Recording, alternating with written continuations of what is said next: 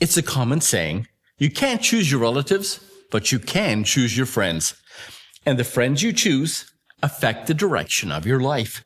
It was Dr. Howard Hendricks who once said to his class full of students, there are two things in life that will determine where you are 10 years from now: the books you read and the friends you make. After a pause, to let that sink in, he added, choose them both very carefully. The best friend that anyone can have is Jesus.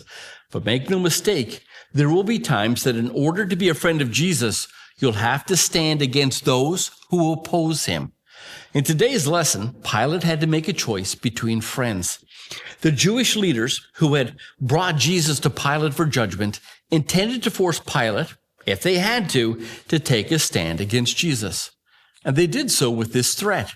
If you release this man, you're no friend of Caesar, because anyone who makes himself out to be a king opposes Caesar. And the truth was, Pilate was not in Caesar's good books to begin with. First, he had sent soldiers into the temple area with shields bearing images of Caesar. The Jews saw this as blasphemy and staged a major protest. Pilate threatened to slaughter them, but they didn't back down. Politically, he couldn't murder that many Jews, so early in his term as governor, he had to back down. Score, the Jews won, Pilate 0. And then he built an aqueduct to bring water into Jerusalem, which was good. But he used temple funds to pay for the project. The Jews rioted, and this time, Pilate did kill some of them.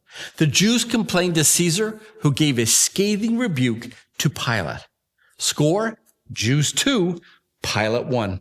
So by the time the Jews brought Jesus to Pilate for judgment, they held the advantage.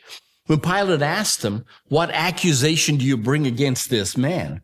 They answered, if this man were not an evildoer, we would not have delivered him to you. In other words, we're in charge here. You don't need to question us. Just hold a trial. Just do as we say. Otherwise, we'll tell Caesar what a traitor you are. That cinched it for Pilate. When he heard these words, he brought Jesus out, and he handed Jesus over to the Jews with these words, behold the man. What a contrast with that of John the Baptist. Behold the Lamb of God who takes away the sin of the world. The one condemned what he thought was a man, and the other uplifted what he knew and who he knew to be God. John would lose his head, but Pilate would lose something much, much more valuable. And what he lost was his soul. Well, that was our nugget for today. Thank you for joining me.